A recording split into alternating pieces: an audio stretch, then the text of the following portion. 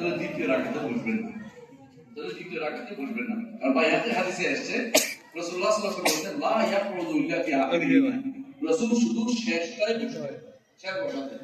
এমনকি যদি কেউ 11 রাকাতও পড়ে প্রথম 10 রাকাতেও বসবেন না, একেবারে প্রথম প্রতি রাকাতে দাঁড়িয়ে যাবে, শেষ রাকাতে এটা বুঝা যাচ্ছে কি শেষ রাকাতে বসা হচ্ছে কি 5 রাকাতে একবার সহি হাদিস আছে রাসূলুল্লাহ সাল্লাল্লাহু আলাইহি ওয়াসাল্লাম শেষ রাকাতে শুধু বসতেন, আগে বসতেন। কিন্তু সালাম ফিরে পেলেন তাহলে বসে সালাম ফিরে এক রাকাত ভিন্ন পড়ে, কোনো সমস্যা নেই।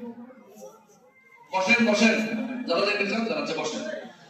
কেউ যদি আল্লাহ রাসূলকে গালি দেয় তাহলে কি তাকে কাফের বলা যাবে? তাকবীরের শব্দ যদি কায়েম করা বাধ্যতামূলক? এভাবে যে মাদ্রাসা সিদ্ধান্ত তার জন্য কি দুইটা জিনিস আছে। একটা হচ্ছে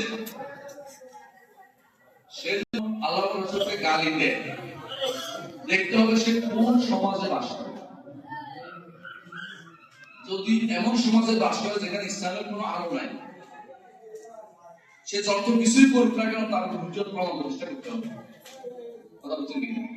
যেমন আমেরিকায় আছে, জানে না ইসলাম সম্পর্কে ভুল ধারণা নিয়ে বড় হচ্ছে, ইসলাম এটা গালি দিচ্ছে, হ্যাঁ তার তো কিছু নাম দিতে পারবো, তাকে বুঝাইতে হবে চালাইতে হবে।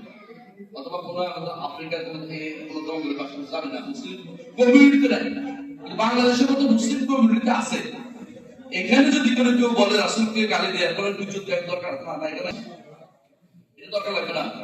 কিন্তু কোনদিন গোপন থাকতে পারে, সেখানে কিন্তু আপনাকে গোপনের কোনো কথা বলে দিচ্ছে, মনে করছে এটা তো সমস্যা নাই, কিন্তু এটা সমস্যা আছে, তখন তারা জানাতে